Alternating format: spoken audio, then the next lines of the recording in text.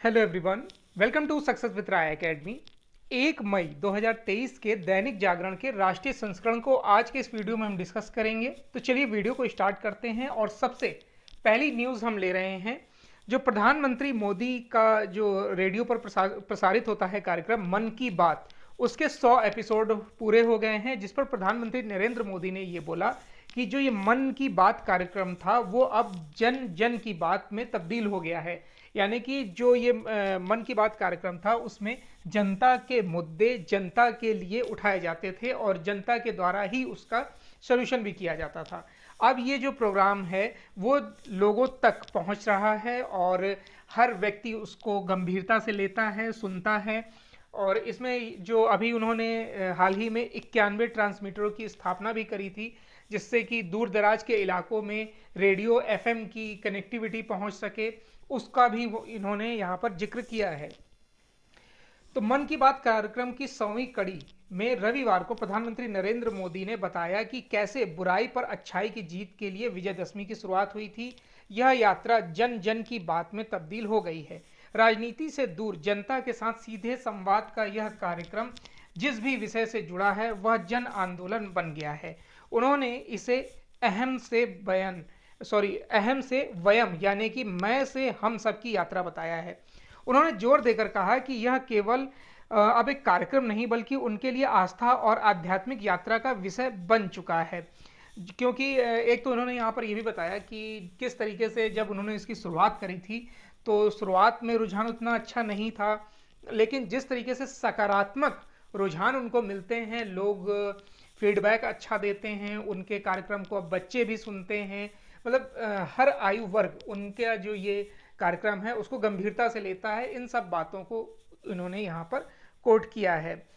मन की बात कार्यक्रम को एक आध्यात्मिक यात्रा बताते हुए उन्होंने कहा कि सभी कड़ी एक माला के मनके की तरह है और एक धागे से जुड़ी हुई है। जो ये मन की बात कार्यक्रम है उसमें लगभग देश के हर मुद्दे को उठाया जाता है।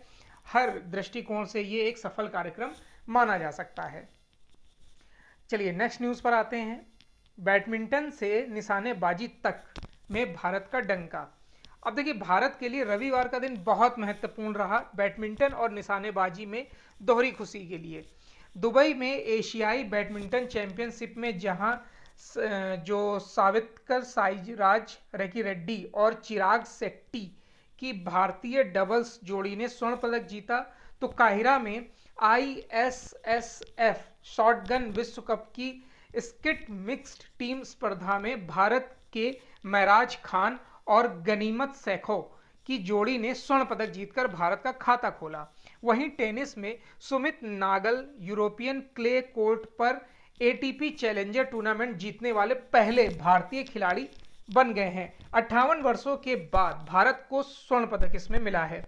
सात्विक और चिराग की जोड़ी ने 58 वर्ष बाद एशियाई बैडमिंटन चैंपियनशिप में भारत को स्वर्ण पदक दिलाया है। उन्होंने आंग यू सिन और टियो एई की मलेशियाई जोड़ी को 16-21, 21-17, 21-19 से हराया है। चलिए नेक्स्ट न्यूज पर आते हैं। 1 जुलाई से नहीं बेच सकेंगे घटिया फुटवियर।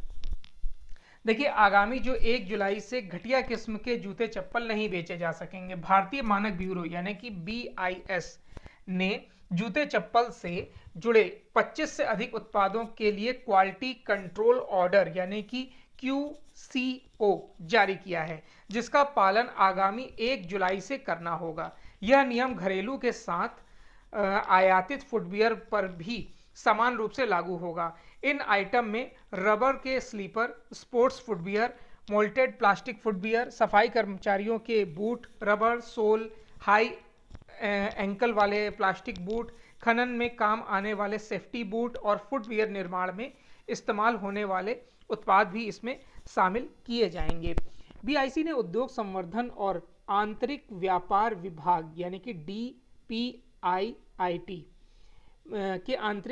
के कहने पर इन सभी उत्पादों के लिए क्वालिटी कंट्रोल ऑर्डर जारी किया है। फुटवियर और फुटवियर से जुड़े जिन उत्पादों के लिए क्वालिटी कंट्रोल ऑर्डर जारी किया गया है उन सभी उत्पादों के आयात पर समान नियम लागू होंगे।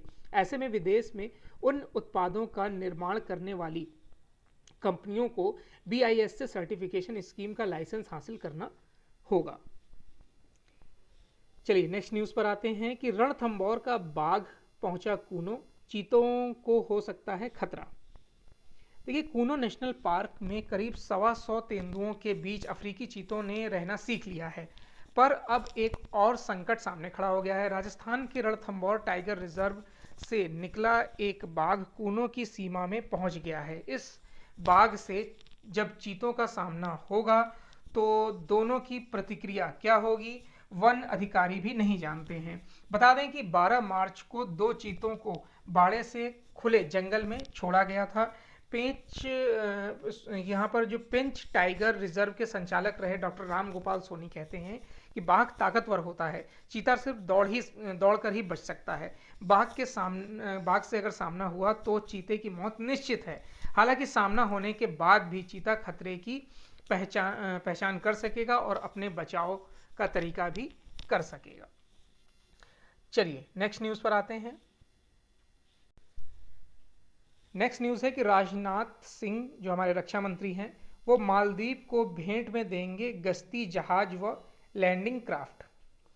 रक्षा मंत्री राजनाथ सिंह 1 मई को मालदीव की 3 दिवसीय यात्रा पर जा रहे हैं। इस दौरान वह इस द्वीपीय राष्ट्र को एक तेज गति वाला गश्ती जहाज और सामान उतारने का एक छोटा पोत भारत की तरफ से भेंट में देंगे। रक्षा मंत्रालय के अनुसार राजनाथ सिंह मालदीव में 3 मई तक रहेंगे। रक्षा मंत्री की मालदीव यात्रा दोनों देशों के बीच दोस्ती का एक मजबूत बंधन बनाने में मील का पत्थर साबित होगा। 3 दिवसीय यात्रा के दौरान रक्षा मंत्री राजनाथ सिंह मालदीव के राष्ट्रपति इब्राहिम मोहम्मद सोलेह से मुलाकात करेंगे।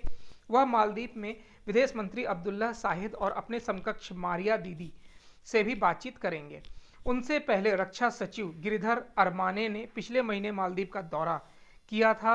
मंत्रालय ने बताया कि मित्र देशों और क्षेत्र में भागीदारों की क्षमता निर्माण के लिए भारत की प्रतिबद्धता जताते हुए रक्षा मंत्री राजनाथ सिंह मालदीव के राष्ट्रीय रक्षा बलों को एक तेज गश्ती जहाज और सामान उतारने का एक छोटा पोत उपहार में दे सकते हैं। मालदीव में विभिन्न भारत सहायता प्राप्त परियोजनाओं के क्रियान्वयन का भी वह जायजा लेंगे। साथ ही रक्षा मंत्री वहां रहने वाले प्रवासी भारतीयों के साथ भी बातचीत करेंगे। मालदीव के रक्षा और विदेश मंत्रियों के साथ सिंह की बातचीत को लेकर रक्षा मंत्रालय ने अपने बयान में कहा है कि जो रक्षा और विदेश मंत्रियों के साथ वार्ता के दौरान दोनों देशों के बीच रक्षा संबंधों के सभी पहलुओं की समीक्षा की जाएगी। चलिए नेक्स्ट न्यूज़ पर आते हैं। बार्क के निदेशक मोहंती परमाणु ऊर्जा आयोग के अध्यक्ष बन गए हैं। प्रसिद्ध भौतिक विज्ञानी और भाभा परमाणु अनुसंधान केंद्र यानी बार्क के निदेशक अजीत कुमार मोहंती को परमाणु ऊर्जा आयोग का अध्यक्ष नियुक्त किया गया है। वह परमाणु ऊर्जा विभाग के सचिव की भी जिम्मेदारी संभालेंगे। वह KN व्यास की जगह लेंगे। कैबिनेट की नियुक्ति समिति ने डॉक्टर मोहंती को परमाणु ऊर्जा विभाग के सचिव और परमाणु ऊर्जा आयोग के अध्यक्ष के रूप में नियुक्त करने को मंजूरी दी है। शनिवार देर रात जारी आदेश के अनुसार डॉक्टर मोहंती 66 वर्ष की उम्र तक यानी 10 अक्टूबर 2025 तक या अगले आदेश तक इस पद पर रह सकेंगे।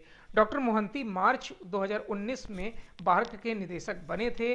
वह 1959 में ओडिशा में जन्मे मोहंती ने 1979 में बारिपदा के MPC कॉलेज से भौतिकी में ऑनर्स के साथ स्नातक और कटक के रेंसा कॉलेज से 1981 में स्नातकोत्तर की उपाधि प्राप्त की थी। चलिए नेक्स्ट न्यूज़ पर आते हैं। देश में राज्य अब एक दूसरे का स्थापना दिवस मनाएंगे। एक भारत श्रेष्ठ भारत पहल के तहत देश भर के राज्य अब एक दूसरे का स्थापना दिवस मनाएंगे। महाराष्ट्र और गुजरात के स्थापना दिवस के साथ सोमवार को इसकी शुरुआत होगी। सरकारी सूत्रों ने रविवार को बताया कि इस पहल के तहत 1 मई को महाराष्ट्र और गुजरात का स्थापना दिवस देश भर के राजभवनों में मनाया जाएगा। इस दौरान सांस्कृतिक कार्यक्रम का आयोजन किया जाएगा। इसके माध्यम से विभिन्न राज्यों और केंद्र शासित प्रदेशों की संस्कृति, परंपराओं और प्रथाओं के ज्ञान से उनके बीच समझ और जुड़ाव बढ़ेगा, जिससे भारत की एकता और अखंडता मजबूत होगी और एक भारत श्रेष्ठ भारत का संकल्प पूरा होगा। 20 राज्यों और सभी 8 केंद्र शासित प्रदेशों ने अब तक अपने संबंधित राजभवन और राजनिवास में सोमवार को महाराष्ट्र और गुजरात राज्य दिवस मनाने के लिए सांस्कृतिक कार्यक्रम आयोजित करने की पुष्टि की है। चलिए नेक्स्ट न्यूज़ पर आते हैं। नेक्स्ट न्यूज़ है बिजनेस पेज से कि चालू वित्त वर्ष में 6.5% की दर से बढ़ेगी भारतीय अर्थव्यवस्था। विरमानी, देखिए, नीति आयोग के सदस्य अरविंद विरमानी ने कहा है कि बढ़ते भू राजनीतिक तनाव के बावजूद वित्त वर्ष 2023-24 में भारतीय अर्थव्यवस्था करीब 6.5% की दर से बढ़ेगी। विरमानी ने यह भी कहा कि उन्हें नहीं लगता कि अमेरिका और यूरोप में दिवालिया हुए बैंकों का भारत के वित्तीय क्षेत्र पर कोई प्रभाव पड़ेगा। उन्होंने कहा कि पिछले साल में हुए परिवर्तनों के चलते मैंने चालू वित्त वर्ष के लिए भारत के आर्थिक वृद्धि दर के अनुमान को %0.5 कम कर दिया है। 2023-24 में भारतीय अर्थव्यवस्था 6.5% की दर से बढ़ेगी। यह %0.5 ऊपर या नीचे हो सकती है। विश्व बैंक और एशियाई विकास बैंक ने हाल ही में कहा था कि खपत में कमी और चुनौतीपूर्ण बाहरी परिस्थितियों के चलते चालू वित्त वर्ष में भारतीय अर्थव्यवस्था 6.3 से 6.4% की दर से बढ़ेगी। नेक्स्ट न्यूज़ है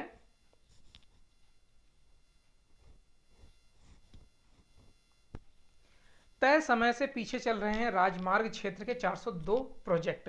इंफ्रास्ट्रक्चर क्षेत्र की परियोजनाओं पर मार्च 2023 की रिपोर्ट के अनुसार सड़क परिवहन और राजमार्ग क्षेत्र में 749 में से 402 परियोजनाएं निर्धारित समय से पीछे चल रही हैं। रेलवे की 173 में से 115 परियोजनाएं अपने समय से पीछे चल रही हैं, जबकि पेट्रोलियम क्षेत्र की 145 में से 86 परियोजनाएं पूरी होने का इंतजार कर रही हैं। सांख्यिकी और कार्यक्रम क्रियान्वयन मंत्रालय के अंतर्गत आने वाला बुनियादी ढांचा और परियोजना निगरानी प्रभाग करोड़ रुपए से यानी 150 करोड़ रुपए से अधिक की लागत वाली केंद्रीय क्षेत्र की परियोजनाओं की निगरानी करता है।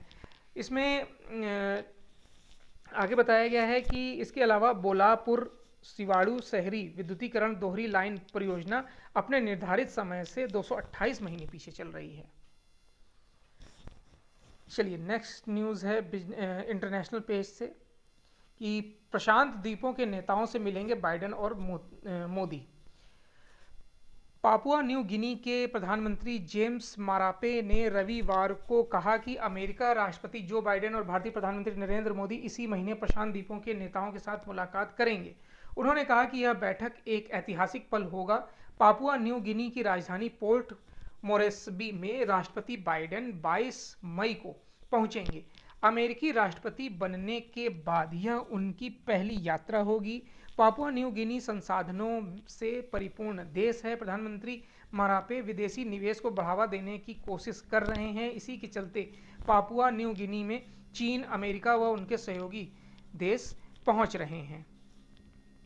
इजराइल के प्रधानमंत्री नेतन्याहू वर्ष के अंत में करेंगे भारत की यात्रा। इजराइल के प्रधानमंत्री बेंजामिन नेतन्याहू इस साल के अंत में भारत की यात्रा करेंगे। इजराइल राजदूत नोर गिलोन ने इसकी पुष्टि की है। उन्होंने कहा कि भारत व इजराइल के संबंध सभी क्षेत्रों में बेहतर हैं। अगर हम अद्भुत सहयोग का एक उदाहरण लेते हैं तो यह हमारे वाणिज्यिक संबंध हैं। इसके अलावा तकनीक के क्षेत्र में सहयोग और लोगों के बीच संबंध प्रमुख हैं। पिछले हफ्ते प्रधानमंत्री मोदी ने इजराइल की आज़ादी की 75वीं वर्षगांठ पर नेतन्याहू को बधाई दी थी। चलिए नेक्स्ट न्यूज़, भारतीय अमेरिकियों की जनसंख्या कम पर चुनाव में निभाते हैं महत्वपूर्ण भूमिका। 2024 अमेरिकी राष्ट्रपति चुनाव में भारतवंशियों की महत्वपूर्ण भूमिका होगी। भारतीय अमेरिका अपने बढ़ते राजनीतिक, सामाजिक और आर्थिक दबदबे के कारण एक बार फिर सुर्खियों में होंगे। इनकी जनसंख्या अमेरिका की कुल जनसंख्या में 1% से कुछ ही अधिक है, लेकिन इनके वोट जॉर्जिया, पेंसिल्वेनिया और मिशिगन जैसे राज्यों में निर्णायक हो सकते हैं। तो ये आज का यानी कि 1 मई 2023 का दैनिक जागरण का राष्ट्रीय संस्करण था। आई होप आपको वीडियो अच्छा लगा होगा। अगर वीडियो अच्छा लगा हो तो लाइक और शेयर कर दीजिएगा। वीडियो देखने के लिए धन्यवाद।